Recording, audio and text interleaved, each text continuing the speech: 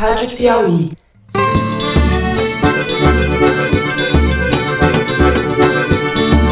Olá, sejam bem-vindos a mais um Foro de Teresina, o podcast de política da revista Piauí. Eu sou Fernando de Barros e Silva, diretor de redação. Mais algum recado, irmão? Só pedir sua licença e trocar de lugar então com o ministro Salles. Vai fazer um troca-troca com o Salles aí? Brincadeira, mano. E tenho o prazer de conversar com o editor do site, José Roberto de Toledo. Opa, Toledo. Opa! Se o Bolsonaro se dedicasse à Previdência como tem se dedicado a levar o Eduardo à embaixada, talvez nós tivéssemos aqui menos problemas. E com a repórter Malu Gaspar. Fala, Malu. E aí, gente? Eu não tenho nada que temer. Estou com a consciência tranquila. Marito nunca vai ser mais importante que o Paraguai. Peraí, Fernando, peraí. Antes de você continuar, eu tenho que trazer um lembrete para os ouvintes. Nesse sábado, agora, dia 17 de agosto, a gente vai fazer em São Paulo a segunda Maratona Piauí CBN de podcasts. Os ingressos estão acabando, saiu uma última leva agora que dá para comprar no site da Piauí. E para quem não puder ir, o evento vai ser transmitido ao vivo também no nosso site. Então, no sábado, você entra lá no site, você vai ver um link com o vídeo da maratona rolando, aí é só clicar. A transmissão vai começar às 11 horas da manhã em ponto e vai ter cobertura do evento no Twitter da Piauí. E a última mesa vai ser uma edição especial do Foro. Então você fica ligado, porque além de mim, do Fernando, do Toledo, a gente vai receber a Maria Cristina Fernandes como convidada. A Maria Cristina é colunista de política da CBN, repórter especial do Valor Econômico. Ela é muito fera. E é claro que vai ter Kinder Ovo ao vivo. E é claro que eu já estou me preparando. É isso aí. Feito esse convite, vamos aos assuntos da semana. A gente vai abrir o programa falando da fritura em fogo lento do ministro Sérgio Moro. No segundo bloco, vamos tratar da expulsão do deputado federal Alexandre Frota, do PSL. Por fim, no terceiro bloco, o assunto é o Paraguai. Sim, estávamos no Brasil, agora é Paraguai. A gente vai falar do acordo secreto que foi firmado entre os paraguaios e o governo brasileiro a respeito da usina de Itaipu e por que esse caso se transformou num escândalo, ao menos no Paraguai. É esto en Con la Gente.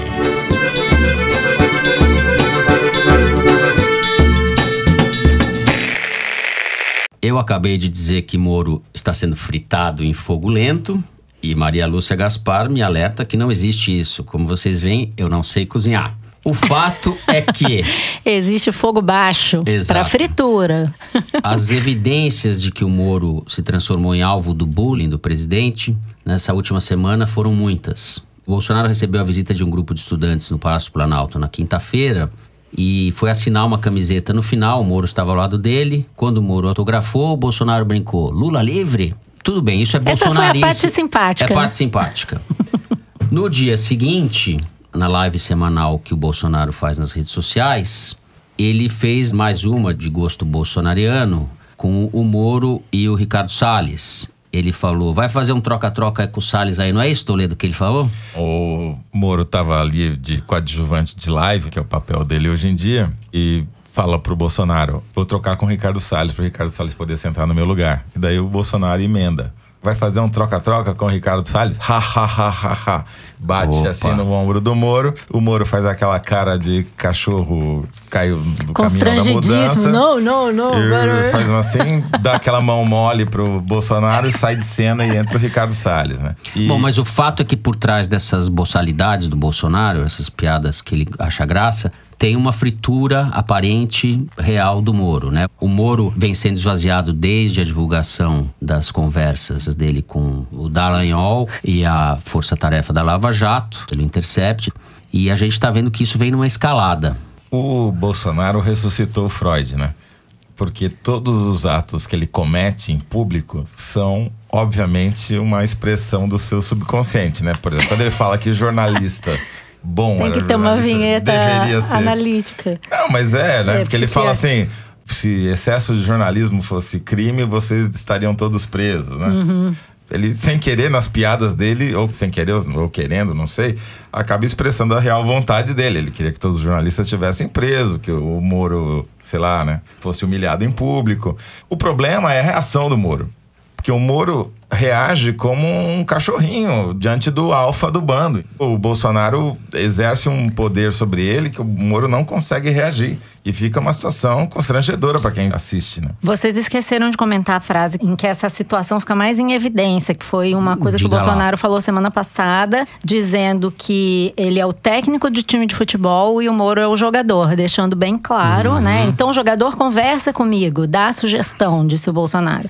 Como quem diz, quem manda sou eu que decido, ele é meu ministro. Como diria o Rodrigo Maia, já falou sobre o Moro, ele é meu funcionário, né? Rodrigo Maia já se referiu ao Moro como funcionário do Bolsonaro. E ele tá, como o Toledo tá falando, ele tá aceitando essa posição de bom grado, como quem se conforma, né? Ele não tem muito pra onde correr, né, atualmente. Eu discordo que ele não tem pra onde correr. Eu acho que ele Pra onde tá que ele abrindo correria? uma porta com o Dória. Exatamente, eu acho que ele tem uma opção. A questão é o seguinte, o Moro é um juiz, nunca foi uma pessoa dada a negociações políticas, a grandes simpatias. Basta ver quando ele começou o governo, ele ficou impaciente, já queria em pouco tempo que tramitasse o pacote anticrime dele, começou a pressionar Rodrigo Maia pelo WhatsApp, já criou ali uma confusão de quem não está acostumado a negociar, está acostumado a mandar. Ele não tem essa cancha de político e a gente está vendo que ele não está conseguindo desenvolver, né? Ou ele engole o sapo totalmente, ou ele vai para cima e exige coisas. Nenhuma dessas coisas se aplica em Brasília. Quando eu digo que ele não tem pra onde correr, eu quis dizer, ele não pode mais ir pro STF, inviabilizou, que era uma perspectiva para ele, e não pode também mais exercer a magistratura. A alternativa que eu ia dizer que ele tem e que seria boa para ele é se assumir como político e assumir uma postura de liderança que ele tem, já que ele é o ministro mais popular do governo junto à população. Ele é o cara que representa a agenda anticorrupção, tá se deixando diminuir nesse governo e eu acho que tem uma janela aí para ele fazer isso. Ele tem que saber se ele quer virar político, se ele quer se estabelecer como uma liderança, se ele vai fazer uma diferença em relação ao Bolsonaro. Na verdade, essa é uma escolha que ele tem que fazer em nome do futuro dele. Também ele pode virar advogado. Ele pode sair do governo, virar um advogado muito bem pago. Agora, se ele quiser... mas ele pode virar. Ele seria bem pago por muitos escritórios de advocacia no Brasil. Não é que ele não tem alternativa. Sim, mas não creio que seja a opção preferencial dele. O cara tem um status de herói nacional. Foi mordido claramente por esse bicho. Ele acha que ele tem um grande futuro pela frente. A questão é que ele sonha em ser ministro do STF, que é bem menor do que ele. E agora ele se perdeu porque esse sonho não vai rolar, né? Ele já entendeu que isso não vai acontecer, né? Mas a impressão que me dá é que ele tá caminhando inexoravelmente pro futuro político. Pode dar certo, pode dar errado. Ele percebeu que ele tem uma chance de virar presidente, mesmo que isso seja feito em dupla etapa. Que ele seja vice do próximo presidente e se eleja depois. Por que eu digo isso? O Bolsonaro está jogando um jogo difícil na sintonia fina. Por quê? Ele está claramente tentando diminuir o Moro, aproveitando esse momento para fazer o Moro ficar menor e subjugado a ele. Está conseguindo. Essas cenas que a gente descreveu mostram isso. Só que ele tem que fazer isso numa medida que não afaste totalmente o Moro. Porque o Dória já abriu as pernas e as portas, né? Porque é o maior aliado que ele poderia ter para uma candidatura em 2022. Então imagina ter o Moro como vice, por exemplo, dele numa chapa. Então, o Bolsonaro tem que jogar esse jogo, se ele tá fritando, ou se ele tá cozinhando, ou se ele tá assando o Moro, não sei exatamente qual é o verbo que se aplica, ele tem que fazer de um jeito que não queime o Moro imediatamente, para que o Moro não troque de barco já. Tem que fazer isso no longo prazo. Então, realmente... Pois é, ele tá como assar uma apostando... costela, uma coisa de 12 horas, só que daqui a 12 anos, talvez. Ele tá apostando nessa falta de traquejo político do Moro, Sem né? Ele dúvida. tá achando que o Moro tá pendurado, por exemplo, no foro privilegiado de ministro, que o Moro tem medo do que pode ser dele na planície com o STF. Mas essa sensação que certamente ele tem é uma relação de custo-benefício. Pode ser que chegue uma hora que fique caro demais pro Sérgio Moro se manter ali sustentando o Bolsonaro. E isso vai depender muito de como vai se comportar a rede de apoio que ele tem dentro do próprio governo, na Polícia Federal, que é um esteio dele, em alguns assessores. Eu queria chamar a atenção de vocês para umas falas do Olavo de Carvalho, que é uma espécie de inconsciente do governo Bolsonaro. Já começou a bater no Sérgio Moro, dizendo que o Moro está se acovardando e querendo ignorar que esse governo está dentro de uma luta política, que ele está querendo se distanciar do Bolsonaro como quem seja um técnico e não tem ideologia. Ele está cobrando do Moro um posicionamento mais forte. Já é uma prévia de bolsominion, do que ele escutará. Exatamente. Se ele trair, aspas, o Bolsonaro. Exatamente. Ele quer que o Moro vire um bolsominion. Se ele for pro lado do Dória, esse vai ser o discurso. Então, tudo isso já está se anunciando, né? Agora, Zé, eu não vou aguentar. Você citou o Freud, eu vou pro meu momento aqui, porque não vou aguentar, vou tomar esse atalho. Fazer um desvio Desculpa do ter entrado programa. na sua seara, viu? Lá vem cabeção. Não, eu vou fazer um desvio porque eu acho que, além das investidas contra o Moro, a sensação que eu tenho é que o Bolsonaro escalou um pouco nos disparates, nas afrontas ao bom senso e às normas da vida civilizada, vamos chamar assim. Eu acho que as coisas se degeneraram na retórica dele nas últimas semanas. Ele acelerou um pouco, não sei se ele está se sentindo mais confiante ou se o governo está se tornando mais a cara dele, mas o que eu vejo é o que o Nuno Ramos, o escritor Nuno Ramos, chamou de desinibição do pior. Eu acho que a coisa infantiloide e sádica do presidente vieram à tona nas últimas semanas com mais ênfase. E eu não vou perder a chance de falar sobre as falas do cocô. O Bolsonaro disse na semana passada que as pessoas deviam comer menos para ir ao banheiro dia sim, dia não, fazer cocô. Um jornalista. Um jornalista. A fala foi dirigida a um repórter. Quando se fala em poluição ambiental, só você fazer cocô dia sim, dia não, que melhora bastante a nossa vida também, tá certo? Depois, num outro momento, falando sobre reservas indígenas, ele disse que... O cara vai lá, se encontrar, já que tá na moda, né? Um cocôzinho petrificado de índio, já era, não pode fazer mais nada ali. Temos que acabar com isso no Brasil. Esse tipo de coisa me leva... Tem cocô na cabeça. Tem cocô na cabeça. Segundo, Malu, a teoria freudiana, a fase anal, que é a que tudo indica, na qual o Bolsonaro se fixou, é a segunda fase do desenvolvimento psíquico da criança. A fase oral... Pois é, né? Lá para os 2 anos de idade. De 1 a 3 anos. É quando os filhos começam a ser educados a usar o vaso sanitário, ou seja, quando eles deixam de poder fazer suas necessidades fisiológicas quando e como bem entendem. A criança pode receber aprovação por parte dos pais ou pode expressar rebeldia segurando ou liberando o cocô. Segundo Freud, os traumas relacionados a essa fase estão na origem de tendências sádicas na idade adulta. Além de ser fixado em cocô, o Bolsonaro cultua torturadores. Na semana passada, ele também chamou o coronel Brilhante Ustra, o torturador-chefe do DOI-CODE, de herói nacional. Ou seja, o Bolsonaro é um sádico e é um bostocêntrico. E as duas coisas estão ligadas. Bostófilo seria. Bostocêntrico, ele só pensa nisso. Eu tô pensando na... Coprofilia, o nome que você está procurando é coprofilia. E se outra função não tiver o Bolsonaro, ele tem para reafirmar a validade do Dr. Freud. Já que o Freud está no tema do dia aqui. Vocês me desculpem, viu? Eu não sei se cabe cabeção, porque você está falando de cocô. É o cocô, cabeção. Não, eu tô falando uma coisa séria. Há quem diga que o intestino é o grande cérebro do corpo humano, né? Mas, Meu enfim, Deus! Mas eu acho que o Bolsonaro, esse aspecto que você levantou faz muito sentido, Fernando, mas não para aí a validação da teoria freudiana pelo Bolsonaro, porque ele também tem uma fixação em petistas. E a vítima disso foi o Augusto Aras, que até... isso a gente precisa falar disso daí. Anteontem era o candidato franco favorito a virar procurador-geral da República, apesar de não ser nenhum dos 3 mais votados pela categoria de procuradores, e foi descartado pelo nosso presidente porque saiu uma reportagem no UOL mostrando que o Aras é muito amigo de um jornalista baiano, francamente petista, o Emiliano José, que foi até suplente de deputado federal, e deu festas em homenagem a Emiliano José, etc.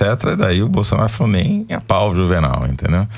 Porque mas aí também ele pediu, né? Porque Não. ele foi dar uma entrevista, esse candidato, esse Augusto Aras, deu uma entrevista para a Folha de São Paulo há alguns dias, se apresentando como conservador. dizendo que os valores do Bolsonaro não eram extremos e que ele concordava com muita coisa que o Bolsonaro falava, o que provocou um certo espanto na Bahia, porque ele é conhecido, e o pai dele também, como pessoas de esquerda.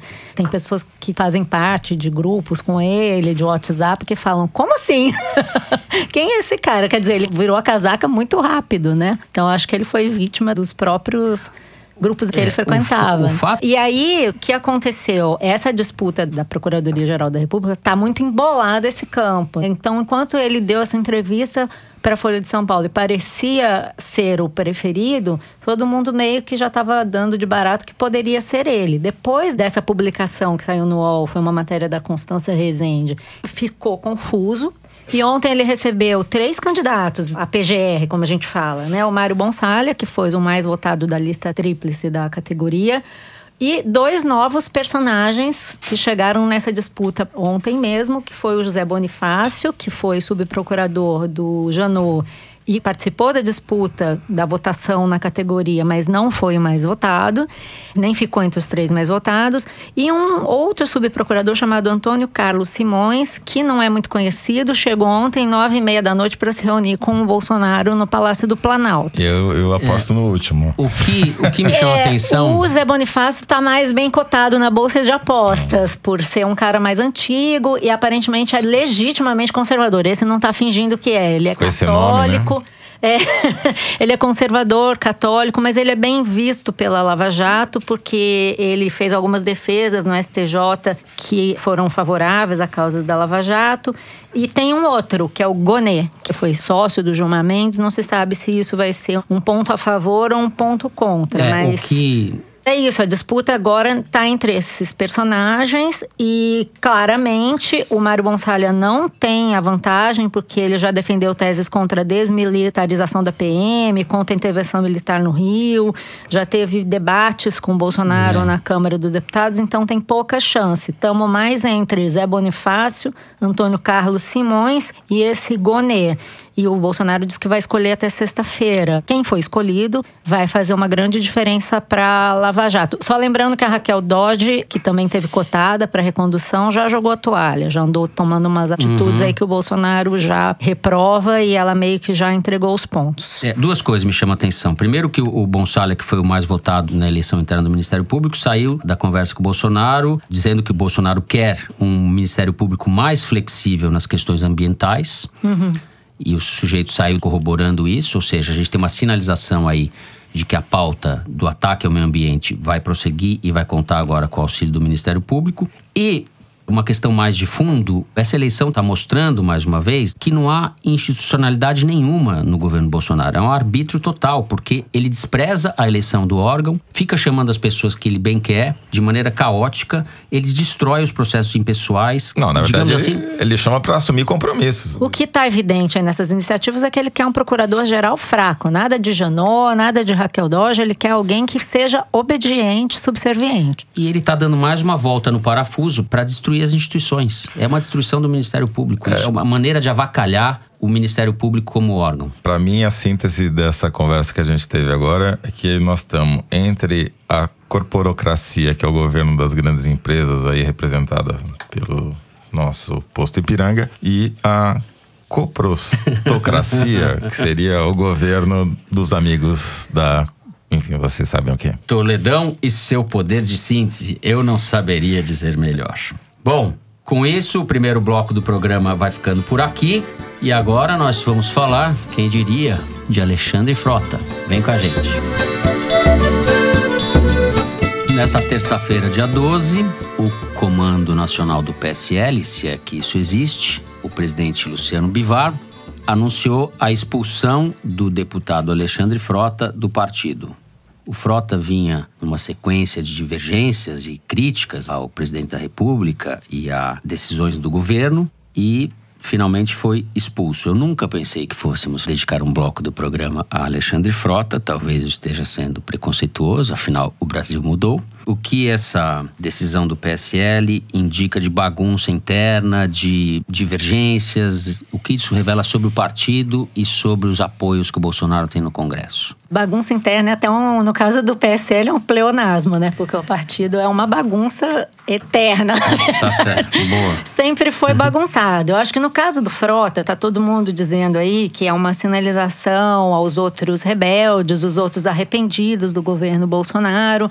Eu consigo me lembrar pelo menos de uma pessoa que já demonstrou várias críticas ao Bolsonaro, que é a Janaína Pascoal, que inclusive disse que estava chocada com a insistência do presidente Bolsonaro em indicar seu filho para a embaixada nos Estados Unidos. Mas eu não sei dizer se isso vai representar toda essa imposição de disciplina que estão falando. Primeiro porque eu conversei com o delegado Valdir, que é membro da executiva do partido e participou da decisão de expulsar o Alexandre Frota. Ele disse que o Frota já vinha sendo advertido de que as declarações dele sobre Bolsonaro estavam muito pesadas, estavam sendo pessoais e tal. E disse que toda vez que ele era advertido pelo Luciano Bivar, que é o presidente do partido, ele meio que se penitenciava. Não, tá bom, vou maneirar. Saía e continuava falando tudo que ele vem dizendo sobre o Bolsonaro. Que tá decepcionado, que tá arrependido, criticando. Fez até um discurso na Câmara mencionando laranjas e tal. Realmente ele foi pra cima.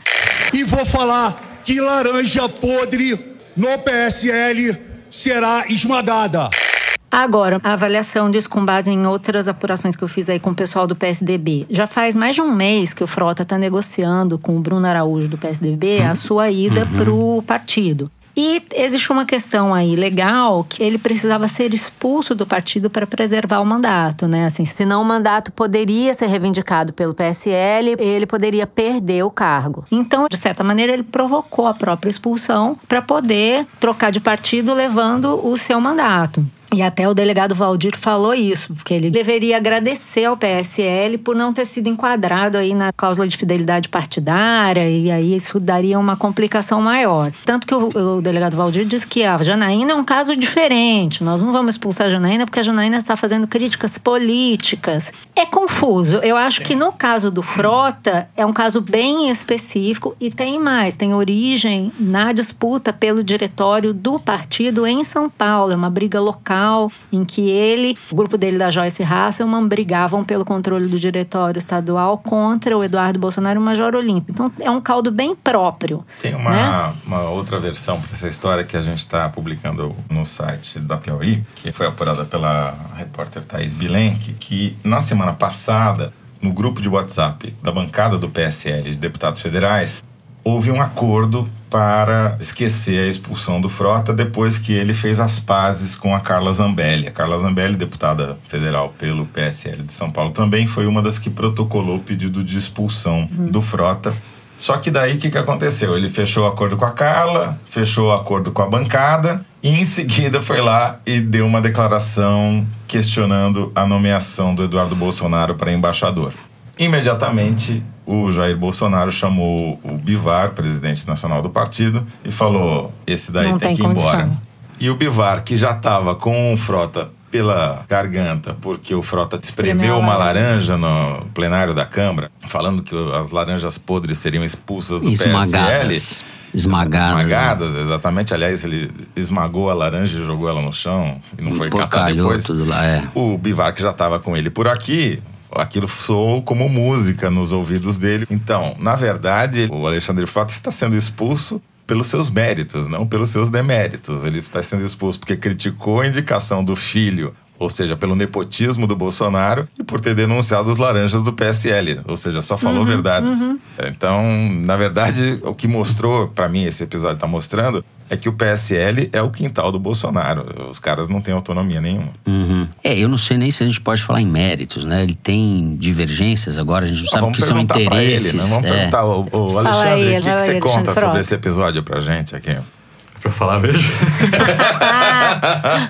O Alexandre, não seja tímido, Alexandre. Deixa eu explicar aqui pro nosso ouvinte. O nosso Luiz Maza, nosso produtor, repórter aqui da Piauí, ele tem uma voz que no Twitter as pessoas insistem em dizer que é a voz do Alexandre Frota. Então vamos tirar a prova.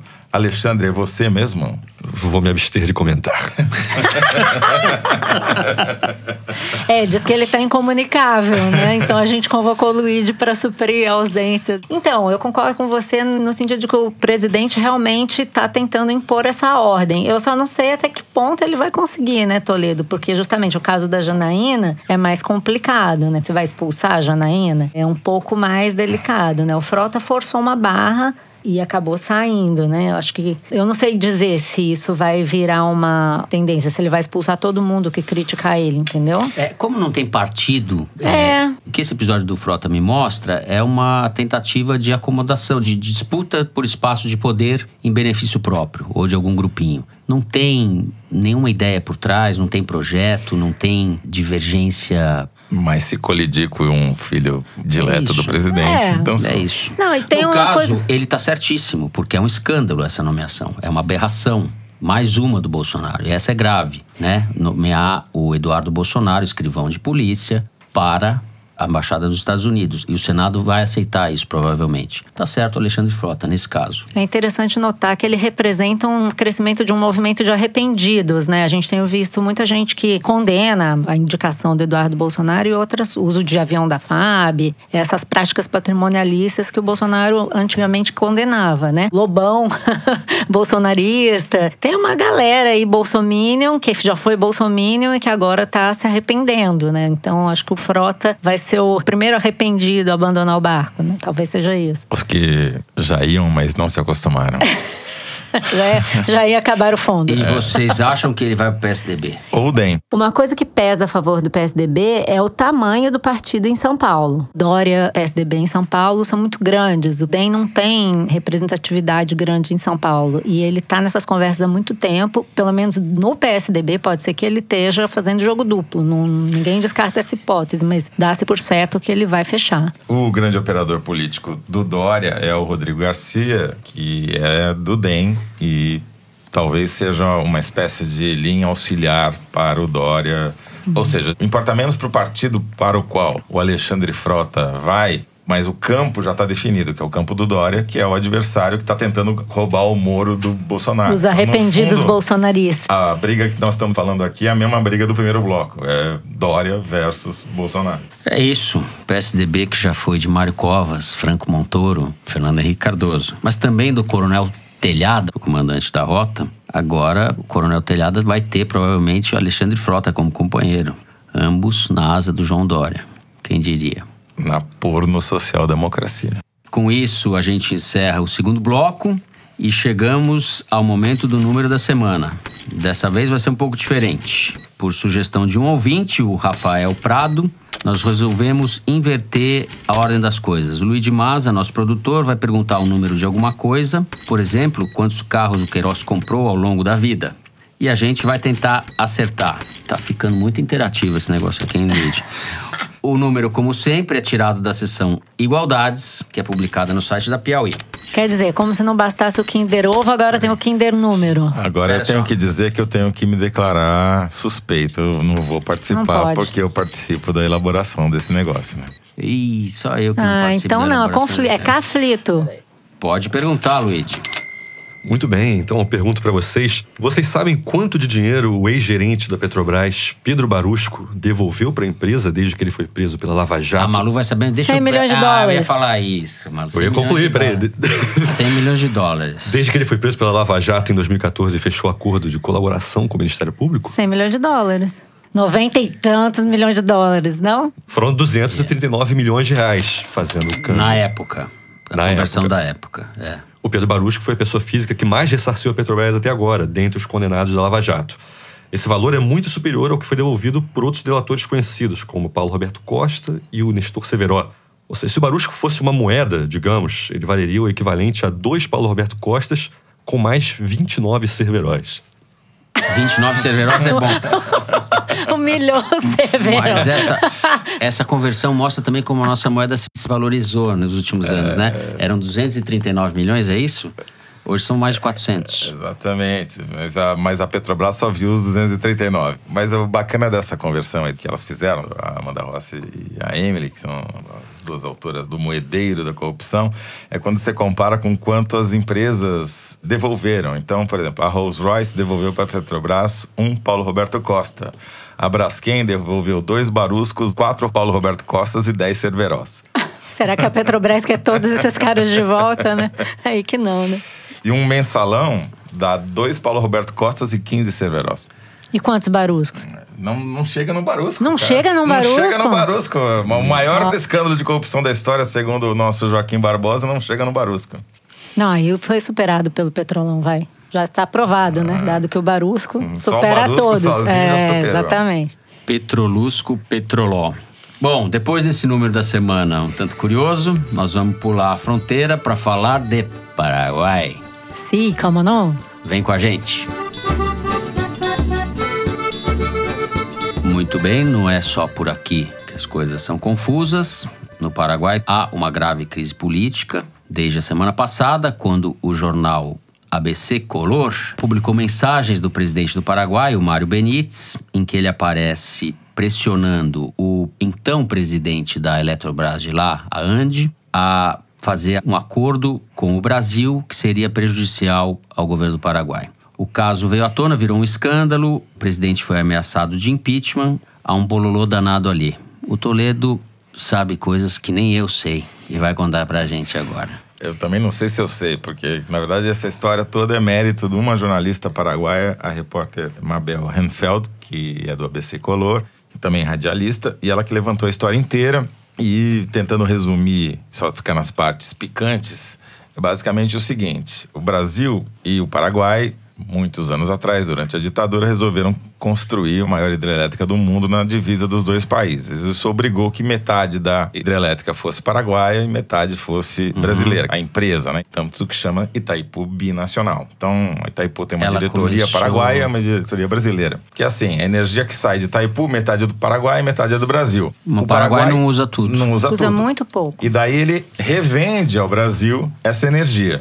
Começou a ser construída em 73, se eu não me engano, e passou a funcionar em 84. Exatamente. Bom, aí isso sempre foi uma questão diplomática difícil para o Brasil, porque o Paraguai, ainda fruto da guerra do Paraguai, tem um trauma enorme em relação ao Brasil. Acho que o Brasil é um país imperialista, de fato, na região ele é. E então é uma questão politicamente muito sensível lá, qualquer coisa que diga respeito à soberania paraguaia em relação ao Brasil. E nesse caso, a Mabel mostra numa série de reportagens que já vem durando mais de 2 semanas, como foi iniciativa do governo brasileiro pressionar o governo paraguaio do Mário Abdo Benítez a mudar o acordo de uma maneira que seria prejudicial ao Paraguai, e como o Mário Abdo Benítez e o seu vice-presidente pressionaram diretamente o presidente da ANDE, que é a Eletrobras paraguaia, a fazer esse acordo de um jeito que seria prejudicial ao Paraguai e que beneficiaria, provavelmente, uma empresa brasileira, a Leros, que é uma comercializadora de energia, que estava estranhamente envolvida no caso, tentando comprar esse excedente de energia. O imbróglio diz respeito a por quanto o Paraguai ia adquirir essa energia e por quanto ele ia revender no Brasil. E daí aparece um intermediário, que nunca houve, que é essa Leros. Os representantes, segundo um advogado que era assessor do vice-presidente paraguaio, falavam em nome da família Bolsonaro. E um dos representantes é o suplente do Major Olímpio, senador do PSL por São Paulo.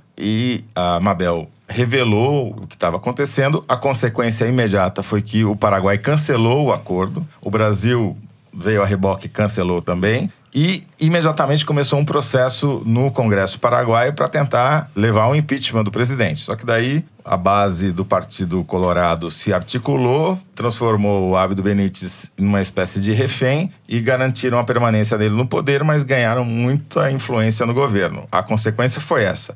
Agora, ainda ficou muito mal explicado qual que era o papel da Leros nessa história toda e como é que ela sabia, porque o acordo até então era secreto. E não estava sendo dado a público o que estava sendo negociado. E os representantes da Leros fizeram pelo menos 3 viagens ao Paraguai durante esse processo, entre abril e maio. É um imbróglio. Segundo o jornal, né, Toledo, eles se diziam representantes da família Bolsonaro, né? Família presidencial, não é assim que falou o advogado para o jornal ABC Color? Foi exatamente. Porque daí tem as mensagens desse advogado paraguaio, para o presidente da ANDE, a Eletrobras Paraguai, dizendo, olha, esses caras são representantes da família Bolsonaro, vê lá o que você está falando, da família presidencial. Os representantes da Alero negam, dizem que nunca falaram isso, parará. Porém, é tudo muito esquisito. E, claramente, ela sairia beneficiada, porque a proposta que a Aleros fez, a empresa estatal paraguaia, é: compramos a energia por $30,50 o megawatt e revendemos no Brasil. Se eu conseguir vender até $35, eu fico com toda a diferença. Se eu vender por mais de $35, a gente racha. Ou seja, ela ia ganhar uma grana em cima da estatal paraguaia, sem licitação, um processo estranhíssimo, né, Manu? Os movimentos precisam ser bem elucidados. Por quê? O que eu entendi do caso é que, nesse acordo negociado secretamente, havia uma cláusula chamada cláusula 6, e essa cláusula permitia a ANDE vender energia diretamente para as empresas brasileiras. Hoje, como é que é? A ANDE tem que vender energia para a Eletrobras distribui no Brasil. Aí, no meio da negociação do acordo, até a Mabel mostrou essas minutas, né, mostrando que eles tiraram essa cláusula que liberava a ANDE. Até que isso ficasse claro, se pensava que o Paraguai conseguiria manter essa cláusula. Então, coincidem os movimentos da Aleros, os representantes da Aleros, viajando para o Paraguai para propor esse negócio. No entanto, não está claro o que eles estavam fazendo lá, porque existia ao mesmo tempo um edital de venda de energia. A ANDE fez um edital aberto para quem quisesse se candidatar a comprar energia do Paraguai. Então, eles podem dizer que eles foram lá fazer isso, tentar se candidatar ao tal do edital. O que eu acho mais importante a gente ver agora é que esse caso dessa Aleros tem potencial para gerar um escândalo aqui no Brasil também. No Congresso ontem, foi apresentado na Comissão de Relações Exteriores um requerimento para convocar o ministro de Minas e Energia do Brasil, Bento Albuquerque, para explicar como é que foi feita essa negociação. Essa Aleros, eu pesquisei nos dados da comercializadora de energia, Câmara Comercializadora de Energia, tem isso na internet, você consegue ver que ela é uma empresa relativamente pequena. A gente não sabe exatamente qual seria esse excedente de energia do Paraguai, quanto que eles teriam para revender para a Aleros, mas o fato é que ela não é uma empresa que tem lastro para fazer grandes negociações de venda de energia. Se você for ver, uma empresa média grande no Brasil vende 1.500 megawatts e a Aleros negocia por mês 100 megawatts. Então, para você fazer uma grande negociação, você precisa de garantias, você precisa de aval, você precisa ter cacife. Então, eu me pergunto, estou tentando entender isso, como é que uma empresa pequena, de atuação limitada, acha que vai conseguir fazer uma negociação grande com um país como o Paraguai, que tem bastante energia excedente? É um negocião que não cai no colo de qualquer um. Então, das duas, uma, ou você está falando em nome de alguém muito maior do que você, ou você tem um pistolão que vai te garantir por trás. De todas as maneiras, isso tá estranho. E tem uma outra coisa que é estranha, que... Pequenas empresas, grandes negócios. Exatamente. Alguns dos representantes da Aleros que viajaram ao Paraguai têm offshores no Panamá. No caso dos Panama Papers, eles aparecem lá como sócios de pelo menos 2 empresas offshore. Ser dono de uma offshore não é crime, desde que você declare isso para a Receita Federal no Brasil. Então, isso ainda vai dar muito pano para manga. O Congresso Nacional está atentíssimo, todos os representantes da oposição estão olhando para isso. Itaipu é um foco de atenção há muito tempo e eu acho que nós ainda vamos ouvir muito falar da Aleros Energia. Eu concordo, eu acho que esse caso de Itaipu vai virar um escândalo não só no Paraguai, mas no Brasil. E aí, para complementar, o problema... O empresário se chama Alexandre Giordano, não é isso? Não é, ele é o representante, né, da Aleros. Ele é o representante da Aleros que foi negociar e é o suplente do Major Olímpio. E emprestou um local para ser a sede do PSL de São Paulo, que já falamos no bloco anterior, é dominado pelo Eduardo Bolsonaro e pelo Major Olímpio. Sim. E as ameaças além fronteiras não param por aí, porque no domingo teve eleição prévia na Argentina para presidente da República e o Macri, o atual presidente, tomou uma lavada. Se a prévia fosse eleição para valer, que só vai acontecer dia 27 de outubro, o Macri não seria reeleito e o candidato da oposição, o Alberto Fernandes, numa chapa com a Cristina Kirchner, teria sido eleito no primeiro turno. Isso provocou um pânico nos mercados, principalmente na Argentina, mas com reflexos também no mercado financeiro brasileiro, fez o dólar disparar, a bolsa cair, porque ficou claro que, pelo menos na Argentina, esse receituário liberal, privatista, na economia, não deu os resultados esperados politicamente. E o medo agora no mercado brasileiro é que o Bolsonaro, vendo esse efeito Orloff, né, a Argentina é o Brasil amanhã, começa a se questionar, bom, mas será que esse receituário também vai me causar problemas políticos em 2022? E é bom registrar mais uma das frases absurdas, aberrantes que ele falou. Se essa esquerdalha voltar na Argentina, nós poderemos ter no Rio Grande do Sul um novo estado como o de Roraima, e não queremos isso. Roraima. Falando da fuga dos refugiados venezuelanos. Ou seja... O pessoal em Roraima ficou muito feliz com essa frase. Essa é a diplomacia do Bolsonaro, né? Que ao invés de usar pões de renda, usa luva de boxe. Como disse o Hélio Gaspari na coluna dele de quarta-feira, Bolsonaro é assim.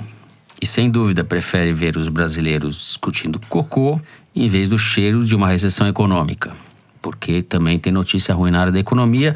Não vamos nos estender sobre isso. Mas os resultados das prévias de PIB e produção da economia são muito ruins. Os indicadores econômicos não são bons, que muda um pouco os pressupostos para a candidatura à reeleição do Bolsonaro em 2022. Aliás, Bolsonaro já se assumindo como candidato a presidente, porque numa visita ao Rio Grande do Sul, disse que uma determinada... Nessa mesma visita ao Rio Grande do Sul. Exatamente, uma determinada obra ali só estaria completa em 2023. Opa! E ele estaria ali para inaugurá-la, né? Isso é que é otimismo, se o Brasil aguentar. Só falta combinar com a economia. Com o Moro, com Dória. E com o Paulo Guedes. Bom... Assim a gente encerra o terceiro bloco do programa e chega ao momento Kinder Ovo. Espero que a produção tenha escolhido um político paraguaio para o Kinder de hoje. Suelta el Kinder. Eu abri o programa com isso, falando da covardia dos covardes. Como deu certo em outubro do ano passado distribuir calúnia e mentira via rede social, via grupo de zap, dizendo que criança ia tomar mamadeira de órgão genital masculino, foi que algumas pessoas se elegeram com isso e acham que vão continuar enganando a população o tempo todo. Então eu quero chamar a sua atenção, muito cuidado com as informações que circulam em grupo de zap. Infelizmente, tem gente que só pode estar sendo paga para isso, criando notícia falsa, robô, que na verdade você acha que é uma pessoa que dá do outro lado, não é. É uma máquina, um robô programado para poder ficar emitindo posições, emitindo notas e criando calúnia de Rui informação. Costa! Gostou demais. Muito bom. Ai, Kinder. O que matou foi a língua presa, né, Manuca? Pra poder programar só em Bahia. É isso. Mas... Muito bem. Ele falou pra poder programar, Como é que é? Mamadeira de órgãos genitais. É a versão politicamente correta da mamadeira de piroca. Aqui, Rui Costa, governador da Bahia, do PT.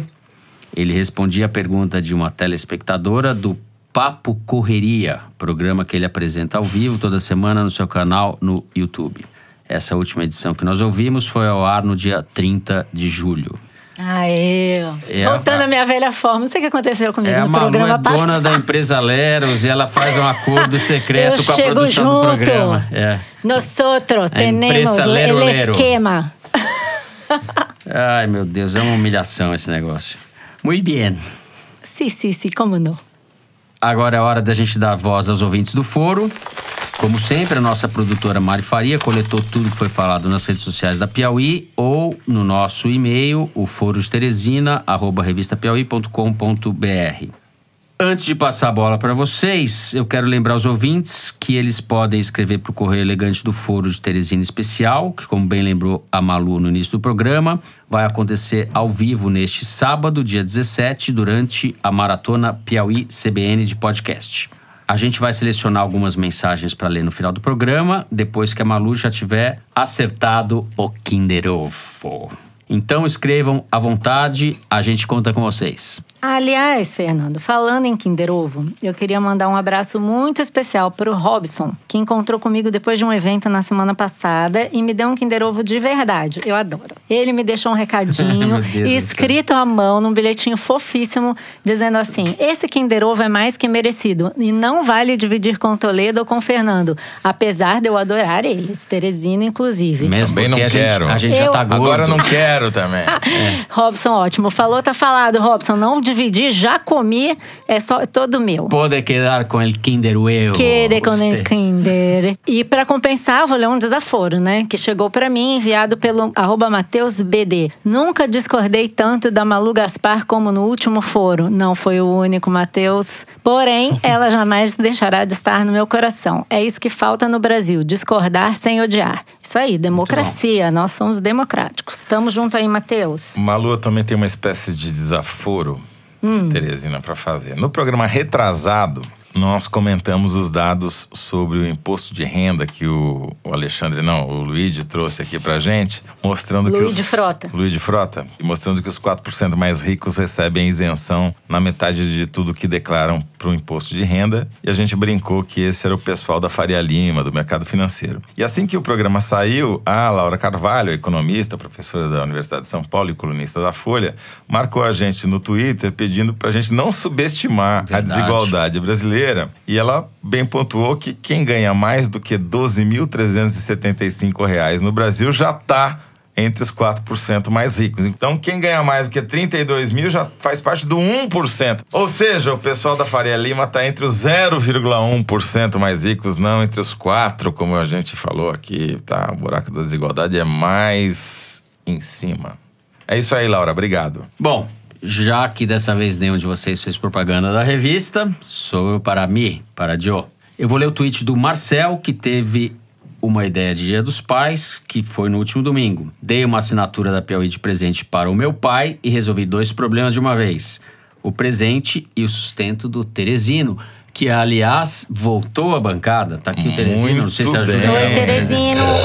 É isso, Marcel. O Teresino vai comer farelo de luxo. A gente vai comprar farelo pro Teresino. Bom, antes de terminar, Fernando, eu tenho a obrigação de mandar beijos aqui para algumas pessoas que eu encontrei nesse mesmo evento em que eu encontrei o Robson na semana passada. Lucas, Isabel e Polly. Eu já mandei um beijo para eles há alguns meses aqui, mas eu, com a minha memória, tinha esquecido os nomes. Agora vão com os nomes. Essa mulher? Ah, eu adoro beijar. Eu e o Pepeu Gomes, eu também quero beijar. Exato. E a Helena, querida, que também me recebeu lá em São Paulo nesse evento, foi muito fofa comigo. Beijo, Helena. Só quero fazer o registro aqui de uma sugestão que a Patinetter mandou pelo Twitter, a Rádio Novelo, para a edição do Foro. Um barulho de pinguins copulando felizes a cada notícia da assinatura da revista Piauí. Mas tem? Pinguim copulando faz barulho? Barulho de pinguim. Cabe à Rádio Novelo descobrir. Eu não sei qual é o barulho que pinguim... Mais um motivo para a Rádio Novelo Nunca pude pesquisar. observar este evento da natureza. A cada assinatura ganha uma cópulazinha. Ruborizei. Meu Deus. Muito bem. Com isso, o programa dessa semana vai ficando por aqui. O Foro de Teresina é uma produção da Rádio Novelo para a revista Piauí. A nossa diretora é a Paula Scarpim, os nossos produtores são o Luiz de Maza, a Mari Faria e a Ana Carolina Santos. A Júlia Sena grava o vídeo do Foro Privilegiado, o teaser do Foro de Teresina que a gente publica toda semana no YouTube e nas redes sociais da Piauí. A Mari Romano e a Luísa Silvestrini fazem a edição do programa. A finalização e a mixagem são do João Jabassi, que também é o intérprete da melodia tema do Foro, composta por Vânia Salles e Beto Boreno. A responsável pela nossa coordenação digital é a Kellen Moraes. O Foro de Teresina é gravado no Estúdio Rastro, em Ipanema, com o Dani Di. Eu sou Fernando de Barros e Silva. Agradeço a companhia de José Roberto de Toledo. Hasta la vista. E Malu Gaspar. Sim, como não. É isso. Até a semana que vem, pessoal. Adiós. Adiós.